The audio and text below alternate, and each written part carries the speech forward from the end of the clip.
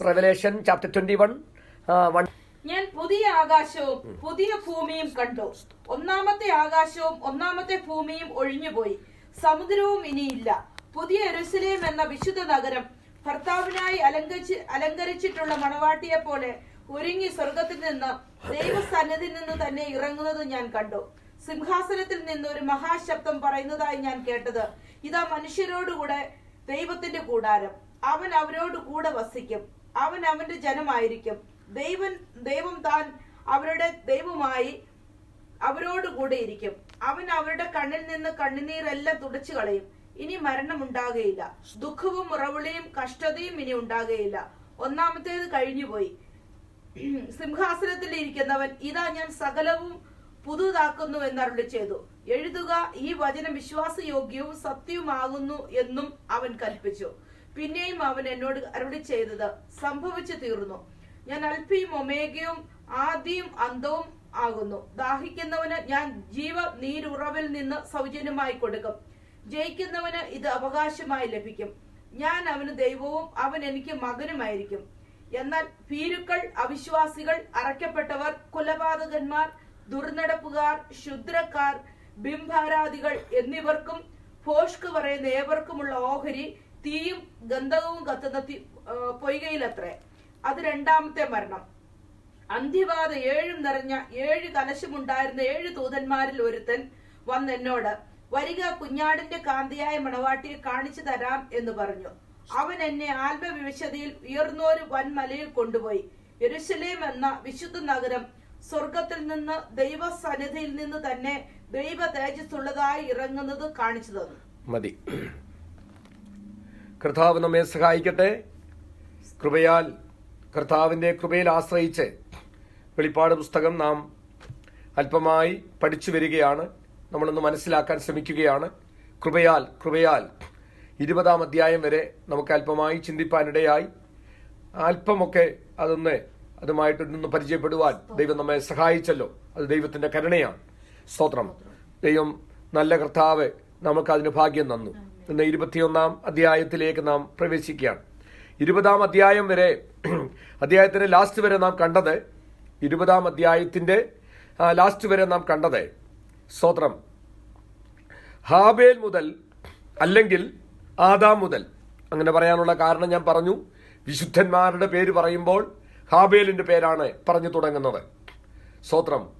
എന്നാൽ ആദാം മുതൽ, അല്ലെങ്കിൽ ഹാബേൽ മുതൽ, സ്തോത്രം, മനുഷ്യരായി ജനിച്ച സകല മനുഷ്യരിലും ദൈവത്തെ സ്നേഹിക്കുകയും ദൈവത്തെ വിശ്വസിക്കുകയും അനുസരിക്കുകയും ചെയ്യുന്ന സകല മനുഷ്യരും, അല്ലെങ്കിൽ സകല വിശുദ്ധന്മാരും ഉയർത്തെഴുന്നേറ്റും രൂപാന്തരപ്പെട്ടും കർത്താവിനോട് ചേർന്നു. ഇതാണ് 20-ാം അധ്യായത്തിന്റെ ലാസ്റ്റ് വരെ നാം കണ്ടത്. എന്ന് പറഞ്ഞാൽ, മനുഷ്യരിൽ കർത്താവായ യേശുക്രിസ്തുവിനോട് ചേരേണ്ടിയവർ ഒന്നുകിൽ അവർ മരിച്ച് അടക്കപ്പെട്ട് ഉയർത്തെഴുന്നേറ്റ് കർത്താവിനോട് ചേർന്നു, ഇല്ലെങ്കിൽ വിശുദ്ധരായി ജീവിച്ചവർ രൂപാന്തരപ്പെട്ട് കർത്താവിനോട് ചേർന്നു. സ്തോത്രം. അതുപോലെ തന്നെ എന്ന് പറഞ്ഞാൽ 1000 ആണ്ട് വാഴ്ചയും കഴിഞ്ഞു.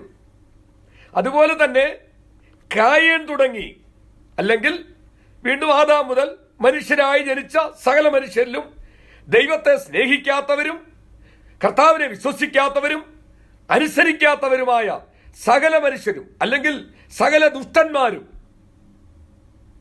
ദുഷ്ടന്മാരും ഗന്ധകം കത്തുന്ന തീപ്പൈകയിൽ അവരെ തള്ളിയിട്ടു. ഇപ്പോൾ മനുഷ്യവർഗം ആരും, ജഡത്തിൽ വസിക്കുന്നവർ ആരും ഭൂമിയിലില്ല. അവസാനമായി 1000 ആണ്ട് വാഴ്ചയായിരുന്നു. 1000 ആണ്ട് വാഴ്ചയിൽ അത് കഴിഞ്ഞിട്ട് ഗോഗ് മാഗോഗ് യുദ്ധത്തോടുകൂടി സ്തോത്രം അത് അവസാനിച്ചു. അപ്പോൾ തന്നെ 1000 ആണ്ട് നീതിയോട് വാണ കർത്താവിന്റെ കൈക്കീഴിൽ ആയിരുന്ന ജനം, ഒറ്റ രാജാവായ കർത്താവ്, ഒരു ജനസമൂഹം, അങ്ങനെ ആയിരുന്നവരെ അവസാനം ഇടയൻ ചെമ്മരിയാടും കോലാടും തമ്മിൽ വേർതിരിച്ചു.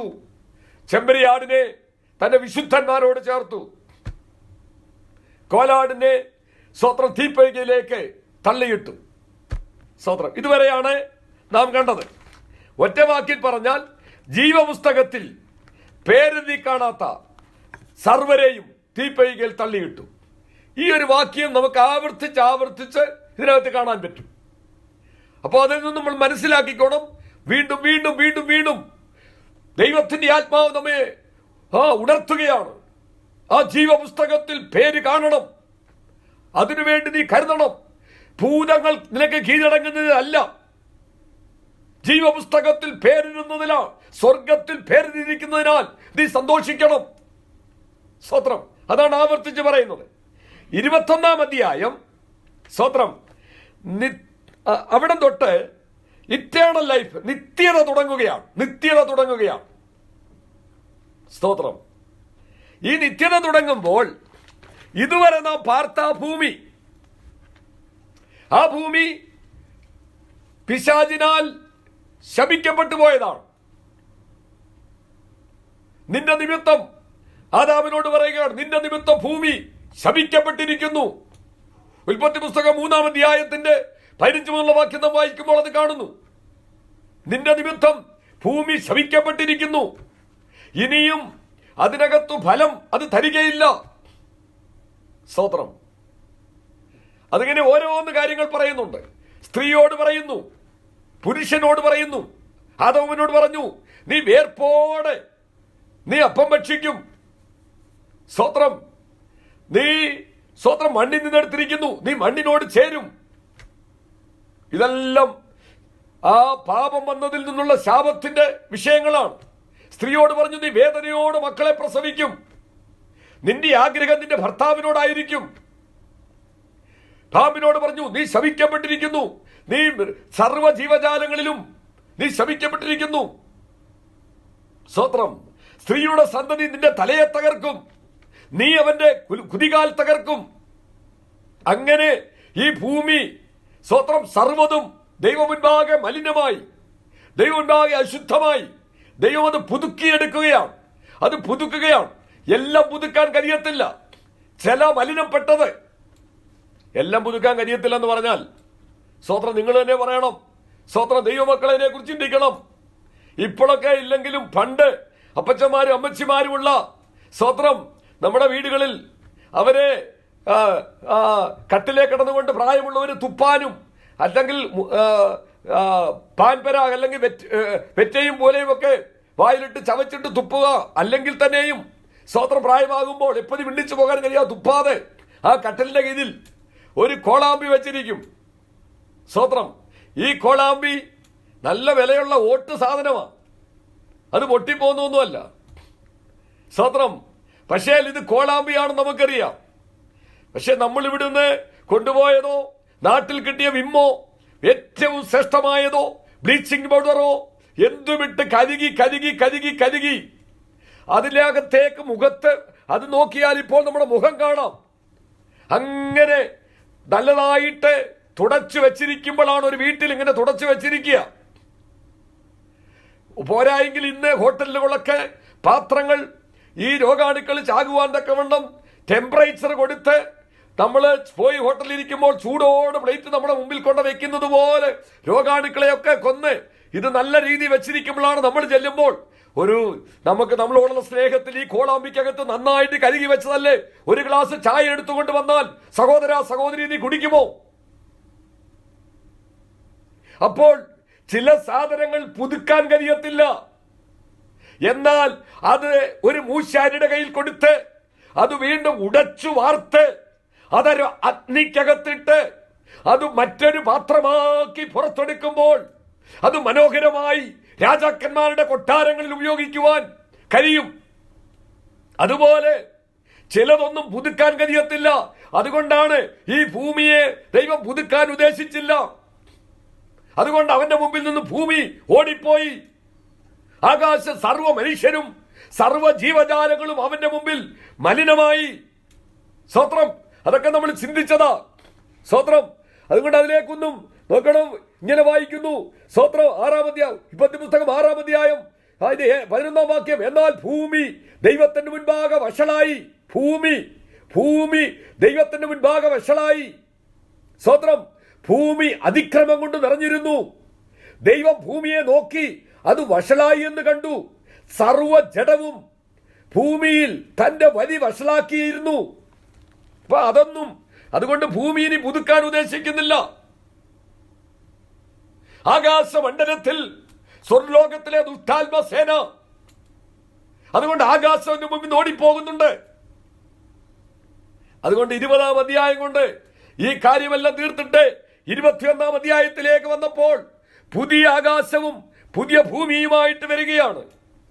പണ്ട് നാം ഇപ്പോൾ ആയിരിക്കുന്ന ഈ ഭൂമിയിൽ ഇരുട്ടുണ്ട്, സൂര്യനുണ്ട്, ചന്ദ്രനുണ്ട്, നക്ഷത്രങ്ങളുണ്ട്, കടലുണ്ട്. ഇനിയുമുള്ളതിനകത്ത് ഇതൊന്നുമില്ല. കടലില്ല, സൂര്യനില്ല, ചന്ദ്രനില്ല. സ്തോത്രം. അങ്ങനെ ഒരു പുതിയ ആകാശവും പുതിയ ഭൂമി അതിലേക്ക് വരികയാണ്. സ്തോത്രം. അതുകൊണ്ട് സമുദ്രമില്ലാത്ത, കണ്ണുനീരില്ലാത്ത, മരണമില്ലാത്ത, സ്തോത്രം, ദുഃഖമില്ലാത്ത, മുറവിളിയില്ലാത്ത, കഷ്ടതയില്ലാത്ത, മന്ദിരമില്ലാത്ത ഇവിടെ അങ്ങ് ആരാധനയാലയം കൊണ്ടങ്ങ് നിറഞ്ഞിരിക്കുകയാ. സ്തോത്രം. നമുക്ക് വേണ്ടി ഒരുക്കുന്നിടത്ത് അവിടെ മന്ദിരമില്ല, സൂര്യനില്ല, ചന്ദ്രനില്ല, രാത്രിയില്ല, ഗോപുരങ്ങൾ അവിടെ അടയ്ക്കത്തില്ല. സ്തോത്രം. അതാണ് പുതിയ ജെറുസലേം. അതാണ് നാം 1-ാം വാക്യത്തിൽ വായിക്കുന്നു. സ്തോത്രം. നോക്കിയ 21-1 ഞാൻ പുതിയ ആകാശവും പുതിയ ഭൂമിയും കണ്ടു. ഒന്നാമത്തത് എന്ന് പറഞ്ഞാൽ നമ്മൾ പാർക്കുന്ന ഇത്. 1-ാമത്തെ ആകാശവും 1-ാമത്തെ ഭൂമിയും ഒലിഞ്ഞുപോയി. സമുദ്രവും ഇനിയില്ല. 2/3 ഭാഗവും സമുദ്രമാണ്, അതുമില്ല. പുതിയ യെരുശലേം എന്ന വിശുദ്ധ നഗരം ഭർത്താവിനായി അലങ്കരിച്ചിട്ടുള്ള മണവാട്ടിയെ പോലെ ഒരുങ്ങി സ്വർഗത്തിൽ നിന്ന് ദൈവസന്നിധിയിൽ നിന്നു തന്നെ ഇറങ്ങുന്നത് ഞാൻ കണ്ടു. സ്തോത്രം. ഇവിടെ നോക്കണം. സ്തോത്രം. പഴയ നിയമ വിശുദ്ധന്മാർക്കും അറിയാമായിരുന്നു ഈ ആകാശവും ഈ ഭൂമിയും ഒലിഞ്ഞു പോകും. പഴയ നിയമ വിശുദ്ധന്മാർക്കും അറിയാമായിരുന്നു. അപ്പോൾ തന്നെ പഴയ നിയമ വിശുദ്ധന്മാരുടെ കയ്യിൽ ഇങ്ങനെ ഒരു ബൈബിള് ലഭിച്ചിട്ടില്ല. അവിടെ വേണലായി ചുരുളി ലഭിച്ചിരുന്നു. അവിടെ വേണലായി വിളിച്ചു പറയുന്നവർ അങ്ങനെയാണ്. എങ്കിൽ പോലും നമ്മുടെ കയ്യിൽ കിട്ടിയിട്ട് ഇതിപ്പോൾ രാവിലെയും വൈകിട്ട് ഏതു സമയത്തും വായിക്കുവാൻ അവസരം ലഭിച്ചിട്ടും നമ്മൾ അതിനെ അറിയുവാൻ ആഗ്രഹിക്കാതിരിക്കുമ്പോൾ പഴയ നിയമ ഭക്തന്മാർ അനേകര് അത് വിശ്വസിച്ചു. ഈ ആകാശം മാറിപ്പോകും, ഈ ഭൂമി മാറിപ്പോകും, എനിക്ക് വേണ്ടി ദൈവമൊന്ന് പുതുതൊരുക്കുന്നുണ്ട്. സ്തോത്രം. അതുകൊണ്ട് ഓരോ ദൈവവൈതലും ഇതിനെക്കുറിച്ച് അറിഞ്ഞിരിക്കണമെന്ന് ദൈവം ആഗ്രഹിക്കുന്നു. നിങ്ങളൊരു വാക്യം വായിച്ചാട്ടെ. എബ്രായ ലേഖനം 11-ാം അധ്യായത്തിന്റെ 10 മുതലുള്ള വാക്യം 12 വാക്യം വായിച്ചാട്ടെ. Hebrew chapter 11 words 10 onwards.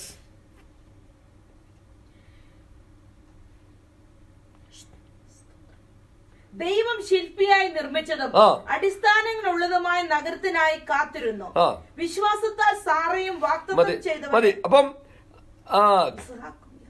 സ്തോത്രം. അപ്പൊ ഇവിടെ നിങ്ങൾ പിന്നീട് വായിച്ചാൽ മതി. നോക്കണം. അബ്രഹാം, വിശ്വാസികളുടെ പിതാവായ അബ്രഹാം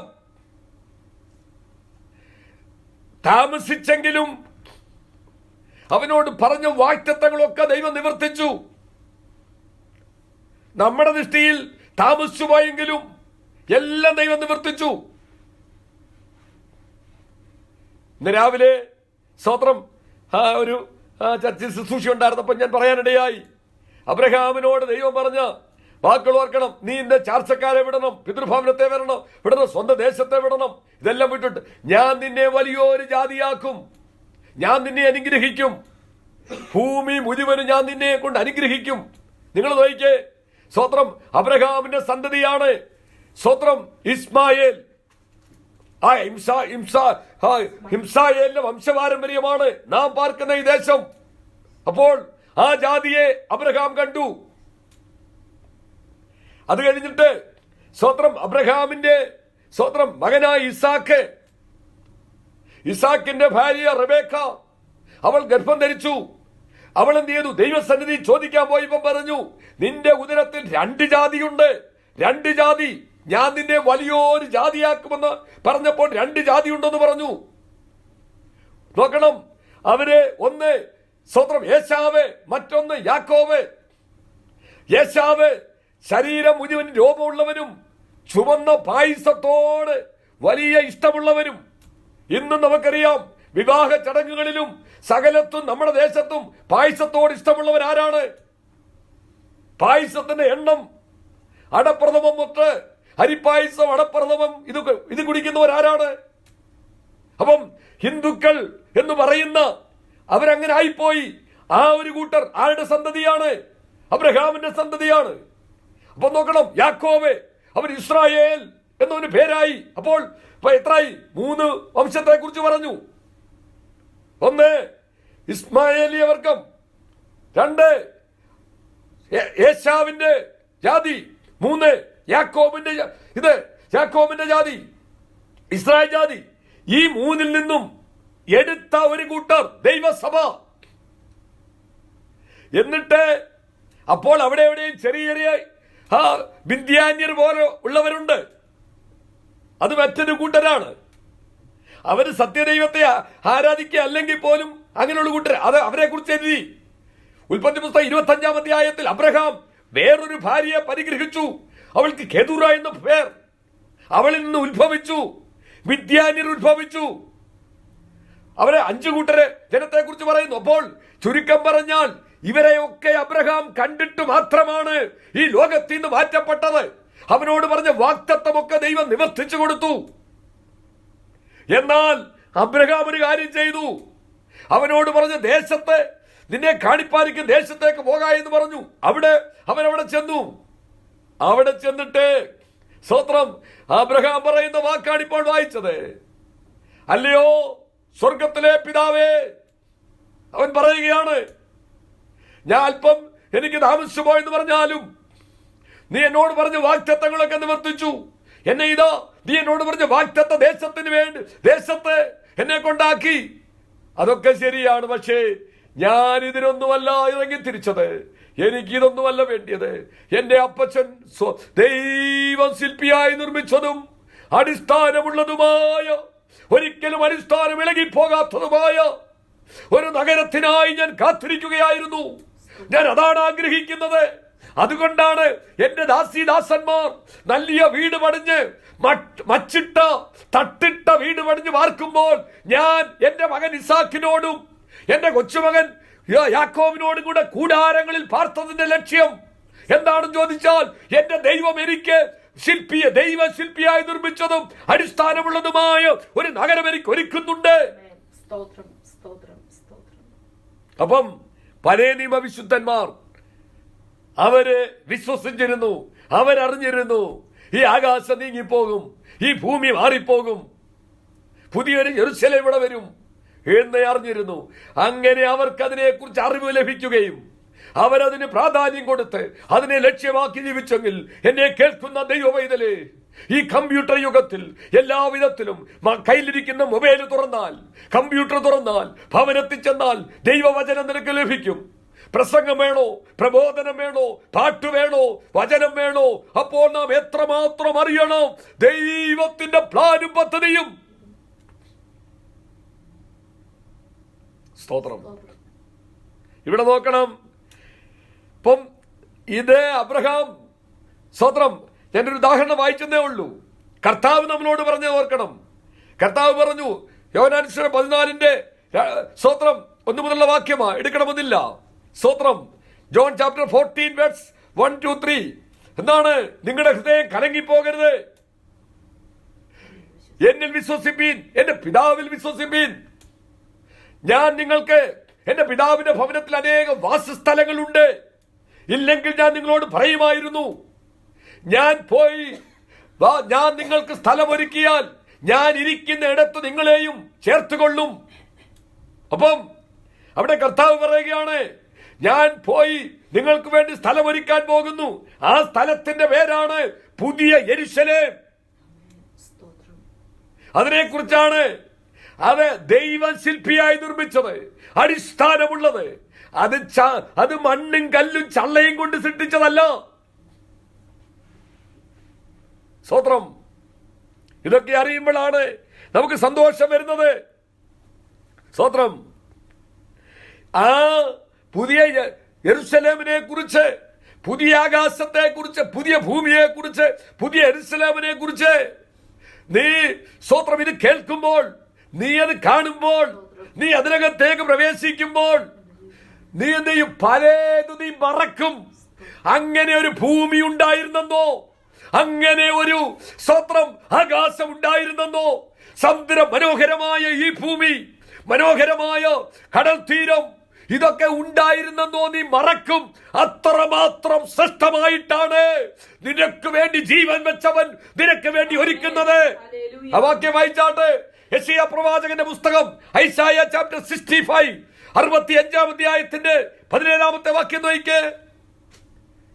യെശയ്യാവ് 65 17 വാക്യം. മുമ്പിലത്തേത് ഇതാ ഞാൻ പുതിയ ആകാശവും പുതിയ ഭൂമിയും സൃഷ്ടിക്കുന്നു. നോക്കണേ, യേശുക്രിസ്തു ഭൂമിയിൽ വരുന്നതിന് മുൻപേ 700 ചില്ലുവാനും വർഷങ്ങൾക്ക് മുൻപ് പ്രവാചകൻ വിളിച്ചു പറയുകയാണ്, ഇതാ പുതിയ ആകാശം പുതിയ ഭൂമിയും സൃഷ്ടിക്കുന്നു. മുമ്പിലത്തെ ആരും ഓർക്കയില്ല. കണ്ടോ, മുമ്പിലത്തെ ഇനിയും ആരും ഓർക്കയില്ല, ആരുടെയും മനസ്സിൽ വരികയുമില്ല, ആരുടെ മനസ്സിൽ വരികയില്ല. നോക്കണം, അത്രമാത്രം ശ്രേഷ്ഠമാണ്. അത് ദൈവശില്പിയായി നിർമ്മിച്ചതാണ്. അതിനകത്ത് ദുഷ്ടനില്ല. സ്തോത്രം. അപ്പം നമ്മളതെന്ത് ചെയ്യുന്ന പഴയതിനി ഓർക്കത്ത് പോലും ഇല്ല. ഇപ്പോൾ ഇരുന്ന് നമ്മള് ഓർക്കുന്നൊക്കെ ഉണ്ട് ഇല്ലേ? സ്തോത്രം. ഇപ്പോഴും ചിലടത്തൊക്കെ പോകുമ്പോൾ ചില കിലുക്കവും ചില ഇച്ചിര കുന്തിരിക്കത്തിന്റെ മണമൊക്കെ കേൾക്കുമ്പോൾ ഒന്ന് നിന്ന് പിടിക്കാറില്ലേ? സ്തോത്രം. കുറച്ചുകൂടെ അവിടെ ആയിരുന്നു നല്ലത്. ഇപ്പോഴും വിശ്വാസത്തിൽ വേദനിപ്പിക്കുന്ന വിഷയം അതാണ്. വിശ്വാസത്തിൽ ദൈവമക്കൾ വന്നിട്ടും പലപ്പോഴും ഞാൻ അവിടെയായിരുന്നെങ്കിൽ അങ്ങനെയായിരുന്നു. ഇവിടെയുള്ള വിശ്വാസികളും ദൈവദാസന്മാരും ഒക്കെ ദൈവവേദിലെ എന്നെ കേൾക്കുന്ന ദൈവവേദിലെ ആരെ കുറിച്ച് ഒരു ദൈവവേദിനെ കുറിച്ച് പറയരുത്. നിന്നെ അവിടെ നിന്നും പറിച്ച് ആ സമുദായിക അന്തരീക്ഷത്തിൽ നിന്ന് അവരാരും മദ്യപാന്മാരോ പിടിച്ചുപറിക്കാരോ ഒന്നുമായിട്ടല്ല, മോഷ്ടാവോ ആയിട്ടല്ല. നീ അല്പം കൂടെ കർത്താവിനെ അറിയണമെന്നും നീ അല്പം കൂടെ യേശുവിനെ സ്നേഹിക്കണമെന്നും ഇതിന്റെ രഹസ്യങ്ങൾ നീ അറിയണമെന്നും നിന്റെ പേര് ജീവന്റെ പുസ്തകത്തിൽ കാണണമെന്നും നീ നിത്യതയിൽ കാണണമെന്നും വിചാരിച്ച് അവിടെ നിന്ന് സാഹചര്യമൊരുക്കി മുഖാന്തരങ്ങൾ ഒരുക്കി നിന്നെ സത്യത്തിലും ആത്മാവിലും വിശുദ്ധിയിലും ആരാധിക്കുന്ന ഒരു ദൈവസഭയിലാക്കിയിട്ട് നീ പറയരുത് പഴയതിലേക്കാണ് എനിക്ക് പോണമെന്നും പഴയതാണ് നല്ലതെന്നും നീ പറയരുത്.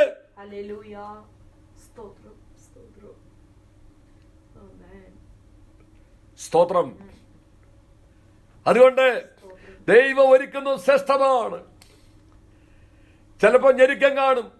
ഈ ലോകത്തിൽ ദുഷ്ടനുള്ളത് കൊണ്ട് നീ ആരാധിക്കാൻ പോകുന്നിടത്തും സ്തോത്രം ദുഷ്ടന്റെ പ്രേരണയുള്ളവരും അവനാ വശീകരിക്കപ്പെടുന്നവരും ഒക്കെ വരും. അവരതിന്റെ സ്വഭാവങ്ങളൊക്കെ കാണിക്കും. അല്ലെങ്കിൽ നീ പോകുന്ന സ്ഥാനത്ത് അത്രത്തോളം അന്നത്തെ ദിവസം നിനക്കൊരു സന്തോഷം ലഭിച്ചു എന്ന് വരത്തില്ല. നീ ഒരു യാത്രയായിരിക്കുമ്പോൾ നിനക്ക് പരിചയമില്ലെങ്കിൽ ഒരു ഹോട്ടലിൽ വലിയ പ്രതീക്ഷയോട് കയറി സ്തോത്രം നീ ആ ഭക്ഷണം സഹോദര നീ കഴിച്ചു, നിനക്ക് വലിയ ഇഷ്ടം തോന്നിയില്ലെങ്കിലും സ്തോത്രം നീ അവരെ ചീത്ത പറയത്തൊന്നുമില്ലല്ലോ, അല്പം കഴിച്ചിട്ട് നീ പണവും കൊടുത്ത് നീ മടങ്ങി പോരത്തില്ലേ എന്ന് വിചാരിച്ച് അടിച്ച അതുകൊണ്ട് നീ അങ്ങ് ബലഹീനായി പോമോ? ഒരു ദിവസം ആരാധനയിൽ ഒരല്പം ക്ഷീണം തോന്നി, നീ പ്രതീക്ഷിച്ച വചനമോ അതിനുള്ള അന്തരീക്ഷമോ കിട്ടിയില്ലെന്ന് വിചാരിച്ച് നീ നന്ദി കെട്ട വാക്ക് പറയരുത്. സ്തോത്രം. ദൈവം ഇവിടെ അതിന്റെ ഞാൻ പുതിയ ആകാശവും പുതിയ ഭൂമിയും കണ്ടു. ഒന്നാമത്തെ ആകാശവും ഒന്നാമത്തെ ഭൂമി ഒലിഞ്ഞുപോയി, സമുദ്രം ഇനിയുമില്ല, ഇനിയും അതിനെ ഓർക്ക പോലുമില്ല. സ്തോത്രം. രണ്ടാം വാക്യം നോക്കിയേ, പുതിയ യെരുശലേം എന്ന വിശുദ്ധ നഗരം ഭർത്താവിനായി അലങ്കരിച്ചിരിക്കുന്ന മണവാട്ടിയെ പോലെ ഒരുങ്ങി സ്വർഗത്തിൽ നിന്ന് ദൈവസന്നിധിയിൽ നിന്നു തന്നെ ഇറങ്ങുന്നത് ഞാൻ കണ്ടു. നിങ്ങൾ ദൈവമക്കൾ നോക്കിക്കേ, എന്ന് പറഞ്ഞാൽ ഒട്ടും സംശയിക്കാതെ ദുഷ്ടൻ പ്രവർത്തിക്കാതിരിക്കാൻ വാക്കുകൾ നിങ്ങൾ നോക്കിക്കേ. ആകാശത്തുനിന്ന് ഇറങ്ങി വരുന്നെന്ന് പറഞ്ഞാൽ ഇന്നുള്ളവർ നിങ്ങൾ ഇന്ന് ചെയ്യാവരെന്താ പറയും? ആകാശത്ത് ഞങ്ങളുടെ വാവാതമ്പരാൻ ഇരിപ്പുണ്ടെന്ന് പറയും. അവിടുന്ന് വന്നതെന്ന് പറയും. ഒന്ന് ചിന്തിച്ചു നോക്കിയേ. കർത്താവ് അത് പറയുമ്പോൾ സ്പെസിഫിക് ആയിട്ട് എവിടെ നിന്ന് വരുന്നെന്ന്, സ്തോത്രം, അത് വിശുദ്ധ നഗരമാണെന്ന്. അതല്ല, ഒരു ഒരു ഒരു ഒരു പെൺകുട്ടി ഏറ്റവും അധികം ഒരുങ്ങുന്നത് എപ്പോഴാണ്? അവളുടെ വിവാഹ സമയത്തല്ലേ? അതുപോലെ നിനക്ക് വേണ്ടി ജീവൻ വെച്ച് തന്നവൻ, സ്തോത്രം, നിനക്ക് വേണ്ടി ഇത് ഒരുക്കി സ്വർഗത്തിൽ നിന്ന്, അടുത്ത വാക്ക്, ദൈവ സന്നിധിയിൽ നിന്നു തന്നെ. ആ വാക്കുകൾ ഉപയോഗിച്ചിരിക്കുന്നേ, സ്തോത്രം. അപ്പം സ്തോത്രം, അതുപോലെന്നൊക്കെ എഴുതിയിരിക്കുന്നത്, അത്രയൊക്കെ എഴുതാൻ പറ്റത്തുള്ളൂ. അതിനോടൊന്നും സാമ്യം പറയാനൊന്നും പറ്റത്തില്ല. പക്ഷെ നമുക്ക് മനസ്സിലാക്കാൻ അത്രേ പറയാൻ പറ്റത്തുള്ളൂ. അങ്ങനെ ഒത്തിരി വാക്യമല്ലേ? ആകാശം ഭൂമിക്ക് മീതെ ഉയർന്നിരിക്കുന്നത് പോലെ, അപ്പന് മക്കളോട് കണ്ണു തോന്നുന്നത് പോലെ, അപ്പന് മക്കളോട് കണ്ണു തോന്നുന്നത് പോലെ എന്ന് പറയുമ്പോൾ ഇന്ന് എത്രയോ അപ്പന്മാര് മക്കളെ വിൽക്കുന്നു, ഏതെല്ലാം ചെയ്യുന്നു. എങ്കിലും അപ്പന് മക്കളോട് കണ്ണു തോന്നുമ്പോൾ നമ്മൾക്കൊന്ന് മനസ്സിലാക്കാൻ, സ്തോത്രം, എഴുതിയിരിക്കുക. സ്തോത്രം, എന്താണ് ഇവിടെ നോക്കണം. ഇങ്ങനെ പറയാനുള്ള കാര്യം എന്താണ്? ഇത് മണവാട്ടിയല്ല. പിന്നെ ഇത് മണവാട്ടിയല്ല, മണവാളൻ മണവാട്ടിക്ക് വേണ്ടി ഒരുക്കിയ സ്ഥലമാണ്. ഞാൻ നിങ്ങൾക്ക് സ്ഥലം ഒരുക്കാൻ പോകുന്നു, അതൊരുക്കിയതാ അല്ലേ? സ്തോത്രം. അപ്പൊ പക്ഷെങ്കിൽ ഞാൻ നിങ്ങൾക്ക് സ്ഥലം ഒരുക്കാൻ പോവുകയാണ് എന്ന് പറഞ്ഞിട്ട് പോയി കർത്താവ് എന്ത് ചെയ്യാ? സ്ഥലം ഒരുക്കി. ഇത് മണവാട്ടി അല്ലെങ്കിലും മണവാട്ടിയെ അതിനകത്ത് കയറ്റി കഴിഞ്ഞാൽ ഈ ജെറുസലേമിന് പിന്നെ വിളിക്കുന്ന പേരെന്തോന്നറിയാമോ? പിന്നെ ഇതിനെ വിളിക്കുന്ന മണവാട്ടി എന്നാ വിളിക്കുന്നത്. നിങ്ങൾ വായിച്ചേ 9-ാമത്തെ വാക്യം നോക്കിയേ, 9-ഉം 10-ഉം വാക്യം നോക്കിയേ. അന്ത്യബാധ 7 നിറഞ്ഞ 7 കലശമുണ്ടായിരുന്ന 7 ദൂതന്മാരിൽ ഒരുത്തൻ വന്ന് എന്നോട്, വരിക, കുഞ്ഞാടിന്റെ കാന്തയായ മണവാട്ടിയെ കാണിച്ചു തരാമെന്ന് പറഞ്ഞു. മണവാട്ടിയെ ഞാൻ കാണിച്ചു തരാമെന്ന് പറഞ്ഞു. കുഞ്ഞാടിന്റെ കാന്തയായ മണവാട്ടി എന്ന് പറഞ്ഞാൽ ഭൂമിയിൽ പോയി തുപ്പലും അടിയും നിന്നയുമേറ്റ് ഈ സ്വർഗരാജ്യം വിട്ട് ഭൂമിയിൽ പോയി 7 കലശം ഉള്ള 7 ആ ദൂതനിൽ ഒരു ദൂതൻ വന്നിട്ട് യോഹന്നാനോട് പറയുകയാണ്, അല്ലയോ യോഹന്നാനെ, ഞാൻ നിന്നെ കാണിച്ചു തരാം, ഈ കുഞ്ഞാടിന്റെ കാന്തയെ ഞാൻ ഇന്ന് കാണിച്ചു തരാം നിന്നെ എന്ന് പറഞ്ഞു. എന്നിട്ട് എവിടെ പോയി? ഉയർന്ന ഒരു മലയിൽ കയറ്റി. നിനക്ക് വല്ല ശ്രേഷ്ഠമായത് വല്ലോ കാണണമെങ്കിൽ നീ നിന്റെ പ്രാർത്ഥനയിൽ ഉയർന്ന മലയിൽ കയറണം. അതുകൊണ്ടാണ് പിതാക്കന്മാർ ഉയർന്ന മലയിലേക്ക് കയറി പോകുന്നത്. സ്തോത്രം. അവനെ ആത്മാവിൽ ഉയർന്ന ഒരു മലയിലേക്ക് കൊണ്ടുപോയി. യെരൂശലേം എന്ന വിശുദ്ധ നഗരം സ്വർഗത്തിൽ നിന്ന് ദൈവസന്നിധിയിൽ നിന്ന് തന്നെ ദൈവ തേജസ്സുള്ളതായി ഇറങ്ങുന്നത് കാണിച്ചു തന്നു. സ്തോത്രം, സ്തോത്രം.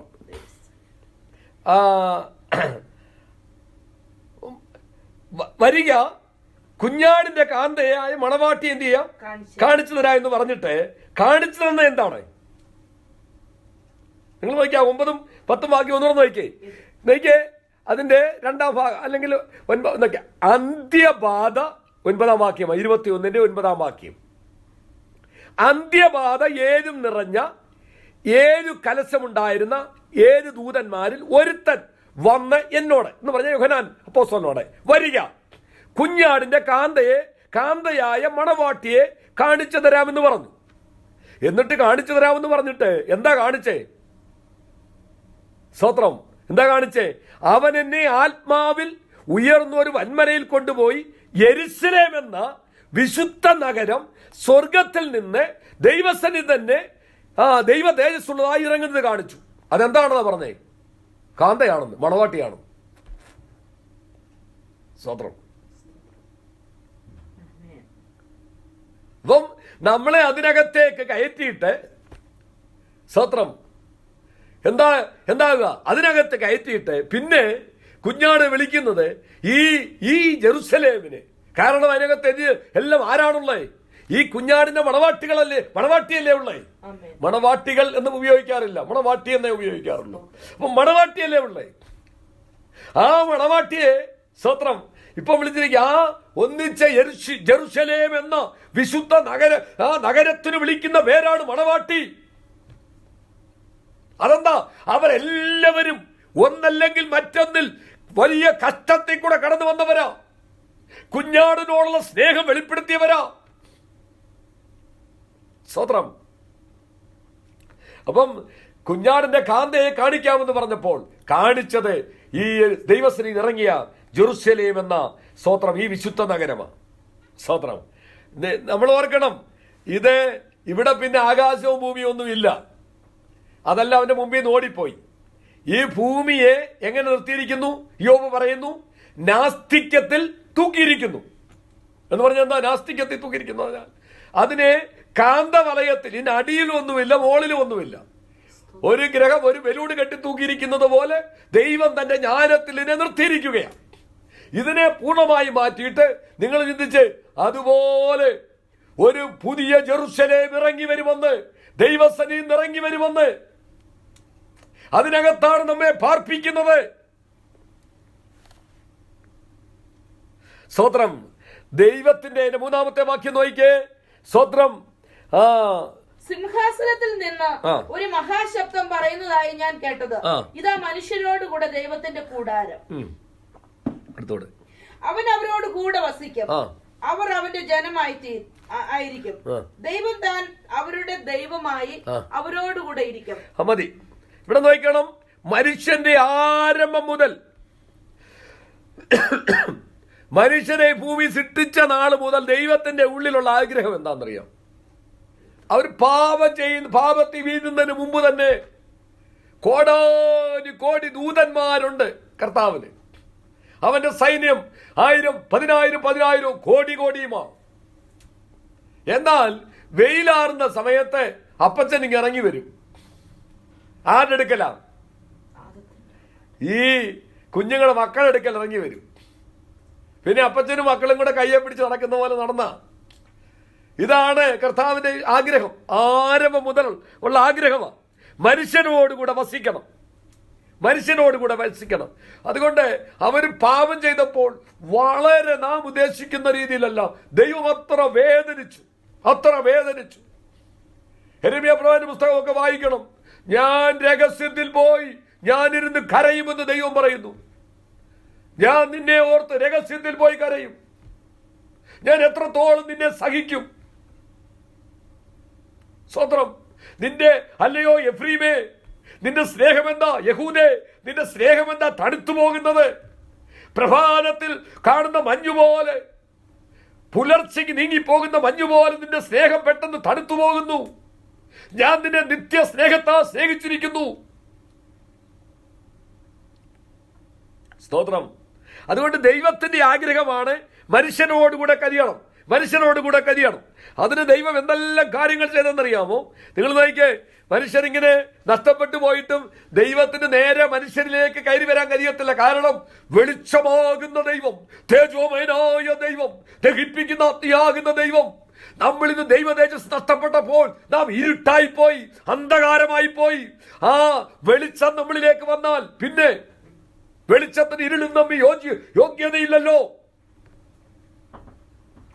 അതുകൊണ്ട് ദൈവം എങ്ങനെങ്കിലും വസിക്കാനുള്ള സാഹചര്യം ഒരുക്കുക. നിങ്ങൾ നോക്കിയേ, പുറപ്പാട് പുസ്തകം 25-ാം അധ്യായത്തിന്റെ 8-9 വാക്യം നോക്കിയേ. പുറപ്പാട് എക്സോഡസ് ചാപ്റ്റർ 25 വേഴ്സ് 8 and 9.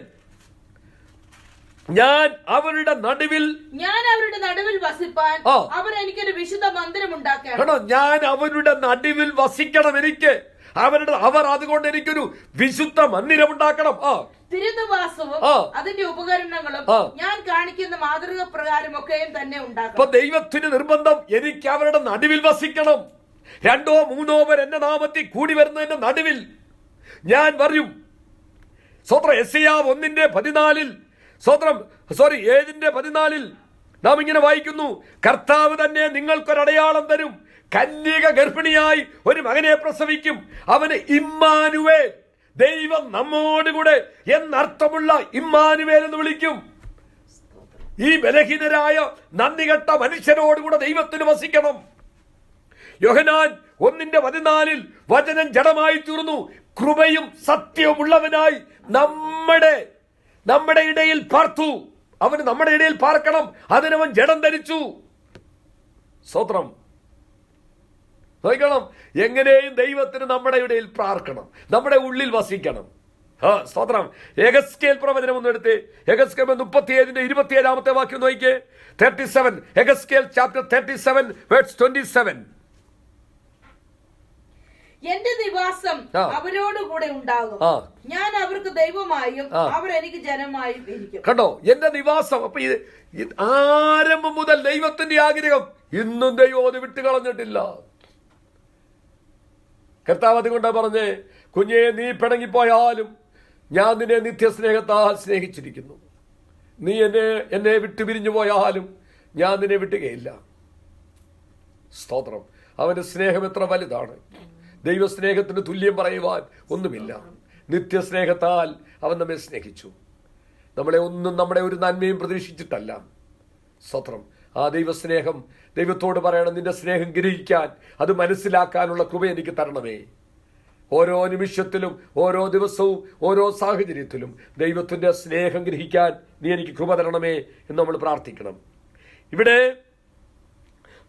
ഭൂമിയിൽ പോഷ്ക് പറയുന്നവരുണ്ട്. ദൈവത്തിന്റെ സന്നിധിയിൽ അവിടെ അങ്ങനെയൊന്നുമില്ല. ഇവിടെ പോഷ്കുള്ള ദൈവമുണ്ട്. ഇന്ന് ഭൂമിയിൽ എല്ലാം കൂടുതലും പോഷ്കുള്ള ദൈവമാണ്. ദൈവങ്ങളെ കൊണ്ട് തട്ടി നടക്കാൻ വയ്യാത്തൊരു കാലഘട്ടത്തിൽ വന്നിരിക്കുക. എന്നാൽ നമുക്കൊരു കർത്താവുണ്ട്. അതിനെയെല്ലാം മാറ്റിയിട്ട് അവനേകനായി നമുക്ക് കർത്താവായിട്ടിരിക്കുകയാണ്. സ്തോത്രം. എന്നിട്ട് നോക്കണേ, ആ വാക്യം നിങ്ങൾ നോക്കിയേ. സ്തോത്രം.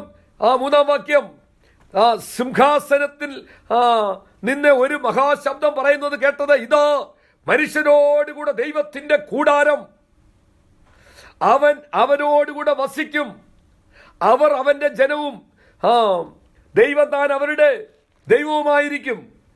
സ്തോത്രം. ഇവിടെ ഒരു കൂടാരം ഉണ്ടാക്കിയിട്ട്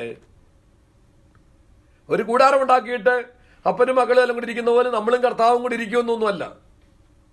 സ്തോത്രം. നമ്മൾ അങ്ങനെയാ തോന്നുന്നേ. ഒരു കൂടാരം ഉണ്ടാക്കി അതിനകത്ത് ഇരിക്കാമല്ലോ. അങ്ങനെയാണോ? നിങ്ങൾ നോക്കിക്കേ.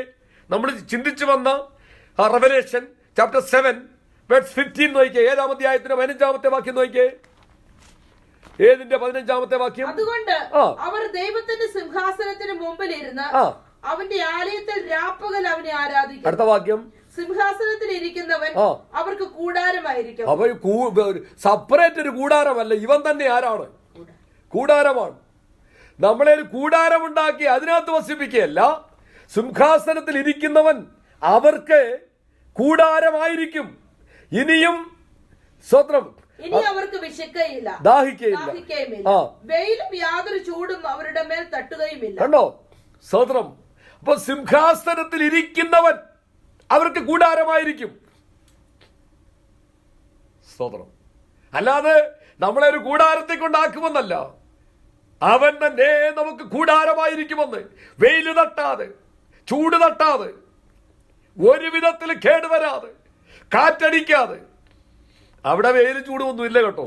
ഞാനിത് മനസ്സിലാക്കാൻ വേണ്ടി പറഞ്ഞതാ. ഇതെല്ലാം അങ്ങനെ ഇതിനകത്ത് വർണ്ണിച്ചിട്ടുണ്ടല്ലോ, അതുകൊണ്ട് അങ്ങനെ പറഞ്ഞതാ. എന്നിട്ട് പറയാണ് സ്തോത്രം, അവർ അവന്റെ ജനമായിരിക്കും, ദൈവം താൻ അവരുടെ ദൈവമായി അവരോട് കൂടെ ഇരിക്കും. അവരുടെ 4-ാം വാക്യം നോക്കിയേ. റെവലേഷൻ 21:4. അവൻ അവരുടെ കണ്ണിൽ നിന്നും കണ്ണുനീരെല്ലാം തുടച്ചു കളയും, ഇനി മരണം ഉണ്ടാകുകയില്ല. എന്ന് പറഞ്ഞാൽ അവിടെ കണ്ണുനീരുണ്ടോ? അവിടെ കണ്ണുനീരില്ല, മരണമില്ല, ദുഃഖമില്ല. കാരണം എന്താ? നമ്മുടെ കർത്താവ് കൂടാരമായിരിക്കുന്നു. സ്തോത്രം. കർത്താവിന്റെ പ്ലാനും പദ്ധതി ഒന്ന് ഓർത്ത്, ബലഹീനരായ നന്ദികെട്ട മനുഷ്യർക്ക് വേണ്ടിയുള്ള ദൈവത്തിന്റെ ആ കരുതൽ നമ്മളെ എവിടെയെങ്കിലും കൊണ്ട് ഇരുത്തുകയല്ല. ഇന്നും നിങ്ങളൊന്ന് ചിന്തിച്ചു നോക്കിയേ, ഈ അവന്റെ ആജ്ഞ അനുസരിക്കാൻ നിൽക്കുന്ന ദൂതന്മാർക്ക് ഇതുവരെ ഈ കർത്താവിനെ അപ്പച്ച എന്ന് വിളിക്കാനുള്ള ഭാഗ്യം ലഭിച്ചിട്ടില്ല. നിങ്ങൾ ചിന്തിച്ചു നോക്കിയേ, ഒറ്റ രാത്രി കൊണ്ട് 1,85,000 പേരെയൊക്കെ കൊന്ന നീ വചനത്തിൽ വായിക്കുന്ന ആ ദൂതന്മാർക്ക് ഒരുത്തർക്ക് പോലും യേശു കർത്താവിനെ സ്തോത്രം ഈ ആരാധിക്കുന്ന പരിശുദ്ധൻ ആരാധിക്കുന്നുണ്ട്, പക്ഷെ അപ്പച്ച എന്ന് വിളിക്കാൻ പറ്റുന്നില്ല. നമുക്ക് പദവി തന്നിരിക്കുകയാണ് സമയഭേദം കൂടാതെ. അപ്പച്ച എന്ന് വിളിക്കാനുള്ള പദവി അവൻ തന്നിരിക്കുന്നു. അതെത്ര വലുതാ, എത്ര സ്നേഹമാ! ഇതൊക്കെ അറിയുന്നതല്ലേ കാര്യം. സ്തോത്രം. സഭയെ ചരിത്രമൊന്നുമല്ല നമുക്കറിയേണ്ടി, ആരുടെയൊക്കെ ചരിത്രമല്ല, യേശുവിനെ കുറിച്ച് അറിയണം. അവനെ അറിയുന്നത് തന്നെ നിത്യജീവനാണ്. അവൻ നിത്യജീവനാണ്. സ്തോത്രം. ഹല്ലേലൂയ. സ്തോത്രം. അവൻ അവരുടെ കണ്ണിൽ നിന്നും എന്ന് പറഞ്ഞാൽ ദുഃഖം ഇനി ഉണ്ടാകത്തില്ല. സ്തോത്രം. നിങ്ങളെ യെശയ്യാ പ്രവചന പുസ്തകം ഐശായ ചാപ്റ്റർ 25 വേഴ്സ് 8 ഒന്ന് വായിച്ച് 25ന്റെ 8ാമത്തെ വാക്യം നോക്കിയേ. യെശയ്യാ ചാപ്റ്റർ 25 വേഴ്സ് 8. സദാകാലത്തേക്ക് നീക്കിക്കളയും. യഹോവയായ കർത്താവ് സകല മുഖങ്ങളിൽ നിന്ന് കണ്ണീർ തുടക്കുകയും തന്റെ ജനത്തിന്റെ നിന്ന സകല ഭൂമിയിൽ നിന്ന് നീക്കിക്കളയും. സകല ഭൂമിയിൽ നിന്ന് നമ്മളെ അങ്ങ് വിളിച്ചോണ്ട് പോകുകയാ. ഇനി ഇവിടെ കിട്ടിട്ട് ചവിട്ടാനും തുപ്പാനും നിന്ദിക്കാനും ഒന്നും അവൻ അനുവദിക്കുന്നില്ല. സ്തോത്രം. നമ്മളെ അങ്ങ് വിളിച്ചോണ്ട് നമ്മളെ അങ്ങ് കൊണ്ടുപോകാം. സ്തോത്രം. അവന്റെ പ്ലാനും പദ്ധതി എത്ര ശ്രേഷ്ഠമാണ്. ഇതൊന്നും കെട്ടുകഥയല്ല കുഞ്ഞുങ്ങളെ. സ്തോത്രം. ഹല്ലേലൂയ. അതുകൊണ്ട് കരുതിക്കൊള്ളണം. നാവ് തുറക്കുമ്പം ഭയത്തോട് വേണം നാവ് തുറക്കാൻ. സ്തോത്രം. ഓരോ പ്രവൃത്തി ചെയ്യുമ്പോഴും ഭയത്തോട് വേണം. ഒരു ഭോഷത്വം എന്റെ ജീവിതത്തിൽ വരരുത്. ദൂതന്റെ മുമ്പിൽ അബദ്ധം പറ്റിപ്പോയെന്ന് നീ പറയാനിടയാകരുതെന്ന്. Thank you Jesus. ഒരുവൻ ക്രിസ്തുവിലായാൽ അവൻ പുതിയ സൃഷ്ടിയായി, പലേതു കരിഞ്ഞു, കണ്ടാലും അവൻ സർവ്വതും പുതുതാക്കിയിരിക്കുന്നു. അതിന്റെ 5ാം വാക്യം വായിച്ചാട്ടെ. 5ാം വാക്യം റെവലേഷൻ 21 വേഴ്സ് 5. ഇനിയും മരണമുണ്ടാകയില്ല, ദുഃഖവും മുറവിളിയും കഷ്ടതയും ഇനി ഉണ്ടാകയില്ല. ഒന്നാമത്തേത് കഴിഞ്ഞുപോയി. സിംഹാസനത്തിൽ ഇരിക്കുന്നവൻ ഇതാ ഞാൻ സകലവും പുതുതാക്കുന്നു എന്നരുളി ചെയ്തു. എഴുതുക, ഈ വചനം വിശ്വാസയോഗ്യവും സത്യവുമാകുന്നു എന്നും അവൻ കൽപ്പിച്ചു. ആമീൻ. കർത്താവ് അതിനെ മുദ്രയിട്ട് പറയുകയാണ്, ഇത് വിശ്വാസയോഗ്യമാണ്, സത്യമാണ്. ദൈവമക്കളെ, ഇതെല്ലാം അന്ത്യകാലത്തേക്കുള്ള കാര്യപരിപാടിയാണെങ്കിലും നിങ്ങൾ ചിന്തിച്ചു നോക്കിക്കേ. സ്തോത്രം. ഈ ഹർമഗദോ യുദ്ധം കഴിഞ്ഞിട്ടും ഗോഗ് മാഗോ യുദ്ധം കഴിഞ്ഞിട്ടും ഒക്കെ ഇത് കുത്തിയിരുന്ന് വായിക്കണോ? സ്തോത്രം. അപ്പോഴത്തേക്ക് വണ്ടി പോയില്ലേ, കാര്യങ്ങളെല്ലാം കഴിഞ്ഞില്ലേ. അപ്പൊ ഇത് വായിക്കേണ്ടത് എപ്പോഴാ? ഇപ്പോഴല്ലേ വായിക്കണ്ടേ? അതിനല്ലേ അവസാനം സ്തോത്രം വായിക്കാമെന്ന് വിചാരിക്കരുത്. ഇത് ഈ ഭൂമിയിലിരിക്കുന്ന മനുഷ്യർക്ക് വേണ്ടി ദൈവം എഴുതി കൊടുത്തതാ. സ്തോത്രം. ഇത് എഴുതുന്നതിന് മുമ്പ് നേരിട്ട് ദൈവം അനേകർക്ക് വെളിപ്പാട് കൊടുത്തു. ക്രിസ്തുവിന്റെ ആത്മാവ് അവരോട്, നമ്മൾ അങ്ങനെയാണല്ലോ യൂദയുടെ ലേഖനം വായിച്ച്, 1000 വിശുദ്ധന്മാരുമായി അവൻ ഇറങ്ങി വരുന്നു. സ്തോത്രം. ഇനി മരണമില്ല. മരണത്തെ പാതാളത്തെ തീപ്പൈകൾ തള്ളിയിട്ടു. സഹസ്രാബ്ദ വാഴ്ച അവസാനിച്ചിട്ട്, 1000 ആണ്ട് വാഴ്ച അവസാനിച്ച് ഗോഗ് മാഗോ യുദ്ധം. സ്തോത്രം. അന്ന് മരണമുണ്ടായിരുന്നു. എന്നാൽ നിത്യത തുടങ്ങിയത് മുതൽ ഇനിയും മരണമില്ല. 14-ാം വാക്യം, മരണത്തെയും പാതാളത്തെയും തീപ്പൈകൾ തള്ളിയിട്ടു. ഇനി മരണമില്ല, ദുഃഖമില്ല, കണ്ണുനീരില്ല, സകലതും പുതുതായി എന്ന് പറഞ്ഞാൽ വീണ്ടെടുപ്പിന്റെ ആവശ്യം എന്തിനെല്ലാം ഉണ്ടോ അതിനെല്ലാം അവൻ വീണ്ടെടുത്തു, അവൻ നിവർത്തിച്ചു. ആകാശം ഇനിയുമില്ല, അത് മാറ്റി. ഭൂമിയില്ല, അത് മാറ്റി. ചരാചരങ്ങളില്ല, അത് മാറ്റി. സ്തോത്രം. ഹല്ലേലൂയ. പിന്നെ സ്തോത്രം, മനുഷ്യനെ എന്ത് ചെയ്തു? വീണ്ടെടുത്തു. സ്തോത്രം. മനുഷ്യനെ വീണ്ടെടുത്തു, ബാക്കിയെല്ലാം മാറ്റി. താമസിക്കുന്ന ആകാശവും ഭൂമി വരെ മാറ്റി, മനുഷ്യനെ നിർത്തി, അവനെ വീണ്ടെടുത്തു അവന്റെ രക്തത്താൽ. സ്തോത്രം, സ്തോത്രം. സാത്താന്റെ പ്രവൃത്തിയാൽ മലിനപ്പെട്ടു പോയതെല്ലാം അവൻ മാറ്റിയിട്ട് നമുക്ക് വേണ്ടി ഒരു നഗരം തന്നെ പണിഞ്ഞു. അതിന്റെ മഹത്വമാണ് ഇനി താഴോട്ട് വായിക്കുന്നത്. അവൻ ശില്പിയായി പണിഞ്ഞ, അവൻ അടിസ്ഥാനം ഇട്ട് പണിഞ്ഞതിന്റെ മഹത്വമാണ് വർണ്ണിക്കാൻ പോകുന്നത്. അതിന് 6 പേര് വാക്യം വായിച്ചാട്ടെ. 21:21-6-7. പിന്നെയും അവൻ എന്നോട് അരുളി ചെയ്തത് സംഭവിച്ചു തീർന്നു എന്ന് പറഞ്ഞാൽ നിവൃത്തിയായി, എല്ലാം നിവൃത്തിയായി. ഞാൻ ആൽഫയും ഒമേഗയും ആകുന്നു, ആദിയും അന്തവും ആകുന്നു. ദാഹിക്കുന്നവന് ഞാൻ ജീവനീരുറവിൽ നിന്ന് സൗജന്യമായി കൊടുക്കും. ദാഹിക്കുന്നവന് സൗജന്യമായി കൊടുക്കും, ജയിക്കുന്നവന് അത് അവകാശമായിരിക്കും. നോക്കിയേ, വ്യത്യാസം നോക്കിയേ. ദാഹിക്കുന്നവന് സൗജന്യമായി കൊടുക്കും, ജയിക്കുന്നവന് അത് അവകാശമായിട്ട് ലഭിക്കും. വായിച്ചാട്ടെ. ജയിക്കുന്നവന് അത് അവകാശമായി ലഭിക്കും. ഞാൻ അവന് ദൈവവും അവൻ എനിക്ക് മകനുമായിരിക്കും. എന്നാൽ മതി, അവിടെ നിർത്തേ. സ്തോത്രം. ഇപ്പൊ നോക്കണം, ദാഹിക്കുന്നവനെ സൗജന്യമായി എന്ന് പറഞ്ഞാൽ ഇത് ആഗ്രഹിക്കുന്നവനെ സൗജന്യമായി കൊടുക്കും. പക്ഷേ ജഡത്തെ ജയിക്കുന്നവന്, ജഡമോഹം, കൺമോഹം, ജീവനത്തിന്റെ പ്രതാപം, ഇതിനെ ജയിക്കുന്നവൻ, പിശാചിനെ ജയിക്കുന്നവൻ എന്നോടുകൂടെ ഇരിക്കും. ജയിക്കുന്നവന്റെ അവകാശമാണിത്. സ്തോത്രം. ഹല്ലേലൂയ. കർത്താവ് പറയാണ്, കർത്താവ് ഞാൻ ആൽഫയും ഒമേഗയുമാണ്. സ്തോത്രം. ഞാൻ എന്ത് ചെയ്തു? ഈ വചനം സത്യമാണെന്ന് പറഞ്ഞിട്ട് താഴോട്ട് പറയുകയാണ്, ഞാൻ ആൽഫയും ഒമേഗയുമാണ്. എന്നിട്ട് ചില കാര്യങ്ങൾ ഇനിയും താഴോട്ട് പറയാൻ പോകുക. എന്ന് പറഞ്ഞാൽ സ്തോത്രം, നമ്മൾ A to Z എന്ന് പറയത്തില്ലേ, ഗ്രീക്ക് ഭാഷയിലെ ആദ്യത്തെ അക്ഷരവും അവസാനത്തെ അക്ഷരവുമാണെന്നൊക്കെ നാം ചിന്തിച്ചതാ. ഈ ആൽഫയും ഒമേഗയും ആണെന്നുള്ളത് 3 പ്രാവശ്യം ഈ വെളിപ്പാട് പുസ്തകത്തിൽ രേഖപ്പെടുത്തിയിട്ടുണ്ട്. 3 times. ഒന്ന് chapter 1 verse 8 എടുക്കണ്ട, chapter 21 verse 6, chapter 22 verse 13. ഈ 3 സ്ഥലത്തും ഞാൻ ആൽഫയാണ്, ഞാൻ ഒമേഗയാണ് എന്ന് കർത്താവ് പറഞ്ഞു. എന്ന് പറഞ്ഞാൽ അതിന്റെ അർത്ഥം എന്താ? ഞാൻ കാരണഭൂതനാണ്, ഞാൻ പൂർത്തീകരിക്കുന്നവനാണ്, ഞാനാണ് കാരണഭൂതൻ. സർവ്വതും അവനായിട്ടും അവനെ കൊണ്ടും അവന് വേണ്ടി സൃഷ്ടിക്കപ്പെട്ടു. അവൻ കാരണഭൂതനാണ്, അവൻ പൂർത്തീകരിക്കുന്നവനാണ്. സ്തോത്രം. ഹല്ലേലൂയ. വെളിപ്പാട് പുസ്തകം നമ്മൾ വായിക്കുന്ന 2-3 അധ്യായത്തിലെല്ലാം ഓരോ സഭയ്ക്കും എഴുതിയപ്പോൾ ജയിക്കുന്നവന് ഓരോ സഭയെക്കുറിച്ച് എഴുതി, ജയിക്കുന്നവന് എന്ന് എഴുതി. അതിന്റെ ഇനി 8-ാമത്തെ വാക്യം നോക്കിയാൽ 21-ാമത്തെ വാക്യം.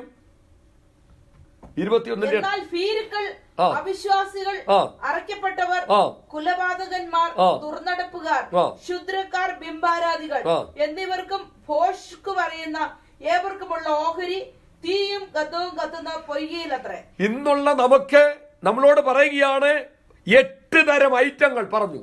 8 തരം ഐറ്റങ്ങൾ. ഈ 8 തരം ഐറ്റങ്ങൾ ഉള്ളവർ അവർ തീപ്പൊയ്കയിലേക്ക് പോകുമെന്ന്. അത് നീ രക്ഷിക്കപ്പെട്ട വ്യക്തിയാണെന്ന് പറഞ്ഞാലും, സ്നാനപ്പെട്ട വ്യക്തിയാണെന്ന് പറഞ്ഞാലും, ഇന്ന് സത്യത്തിലും ആത്മാവിലും ആരാധിക്കുന്നെന്ന് പറഞ്ഞാലും എന്ത് ചെയ്യുന്നു? ഈ സ്വഭാവമുണ്ടോ? എന്ത്?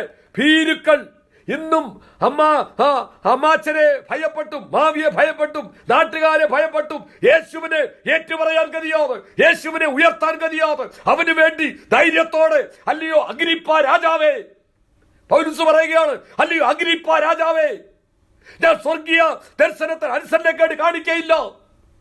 ഈ ചങ്ങല ഒലിച്ച് സർവരും എന്നെ പോലെ ആയിത്തീരണമെന്ന് ഞാൻ ആഗ്രഹിക്കുന്നു.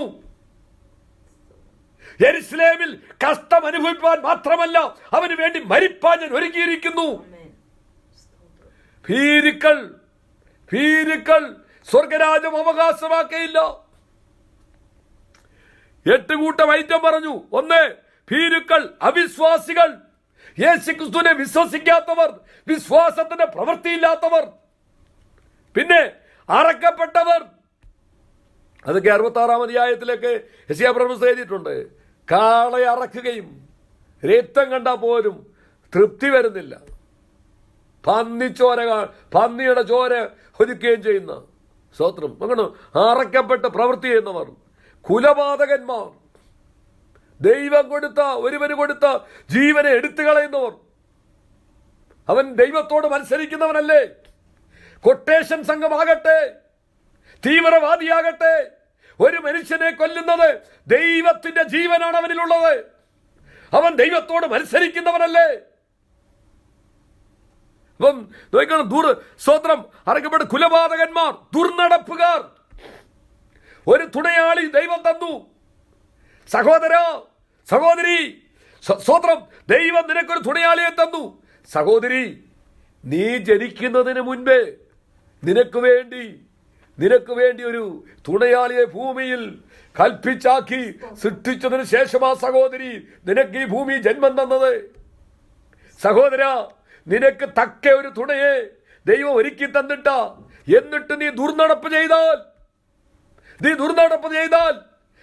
കർത്താവ് സ്തോത്രം, നാഥാൻ പ്രവാചകൻ പറയുന്നത് പോലെ, സ്തോത്രം, ഒരു വരിപോക്കനെ പോലെ നിന്റെ മനസ്സിൽ വരുന്ന ഒരു ചിന്തയ്ക്ക് നീ അടിമപ്പെട്ടാൽ നീ തീപ്പൈകൽ വീഴും.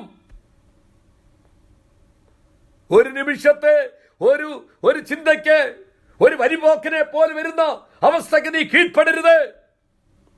ദുർനടപ്പുകാർ, ശുദ്രം ചെയ്യുന്നവർ എന്ന് പറഞ്ഞാൽ പിശാചിനെ ആശ്രയിച്ച് മറ്റൊരുത്തന് ദോഷം ചെയ്ത് പിശാചിന്റെ അടുക്കൽ പോയി അവനെ നശിപ്പിക്കുവാനായി ശുദ്രക്കാർ, ബിംബാരാധനികൾ, ദൈവമാണെന്ന് പറഞ്ഞുകൊണ്ട് രൂപമുണ്ടാക്കി വിഗ്രഹമുണ്ടാക്കി ആരാധിക്കുന്നവർ, അതിനു മുന്നിൽ നമസ്കരിക്കുന്നവർ, യഥാർത്ഥമായി പ്രപഞ്ചത്തിന്റെ സൃഷ്ടാവായി ജീവനുള്ള സത്യേക ദൈവമായി പോഷ്കില്ലാത്തവനായി തേജോമയനായ ദൈവം ഉള്ളപ്പോൾ ചെറ്റക്കുടിലിരുന്ന് അപ്പച്ചാ എന്ന് വിളിച്ചാൽ ഈ മഹാദൈവം ഇറങ്ങി വരുവാൻ തയ്യാറായിരിക്കുമ്പോൾ നീ ഒരു രൂപമുണ്ടാക്കി ദൈവമെന്ന് വിളിച്ചാൽ നിനക്ക് എന്റെ കൂടെ പങ്കില്ലെന്ന് ദൈവം പറയുന്നു.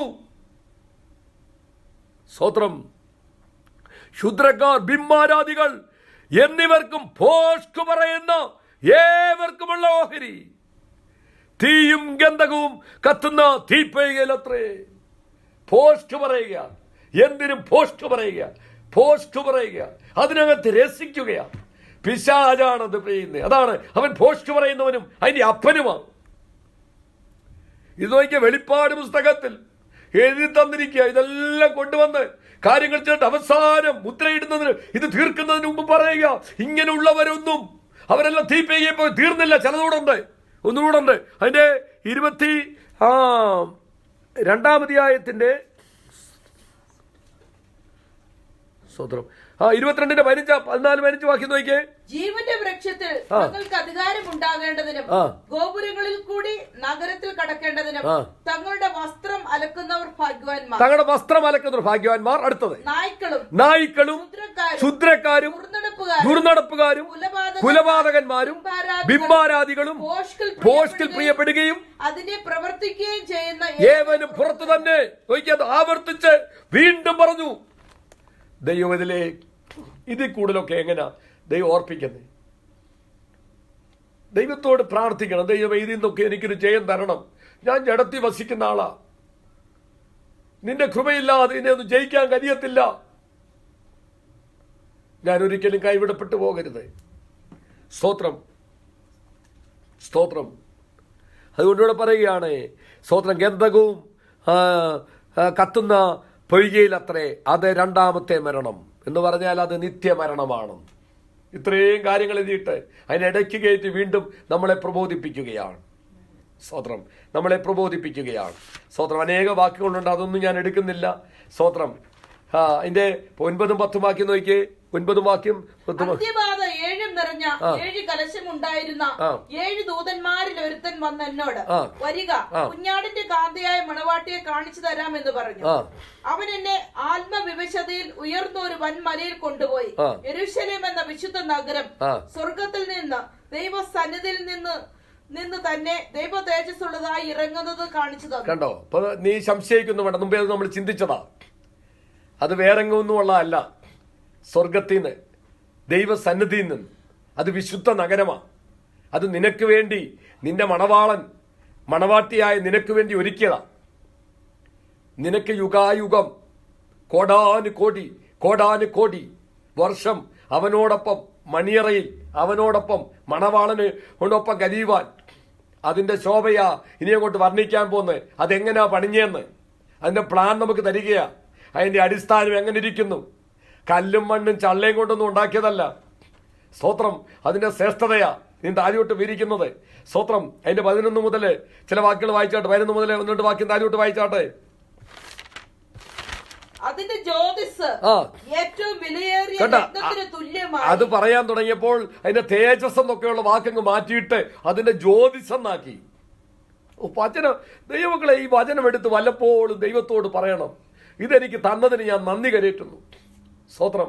ഞാനിതിനെ ബഹുമാനിക്കുന്ന കർത്താവേ, ഞാൻ ഈ വചനത്തെ സ്നേഹിക്കുന്ന കർത്താവേ, ഇതെനിക്ക് തന്നതിൽ ഞാൻ സന്തോഷിക്കുന്നു എന്ന് ദൈവത്തോട് പറയണം. എന്തിനാ ലജ്ജിക്കുന്നേ? എന്തിനാ നാണിക്കുന്നേ? സ്തോത്രം. ഹല്ലേലൂയ. ഇനി ആരും മറ്റുള്ളവരുടെ മുമ്പിൽ വെച്ചിട്ട് ഒരു പരിജ്ഞാനക്കേടാണെന്ന് തോന്നി കാണിച്ചില്ലെങ്കിലും സ്വന്തമായിട്ടൊക്കെ ഒറ്റയ്ക്കിരിക്കുമ്പോഴും ഒക്കെ ദൈവത്തോട് പറയാമല്ലോ.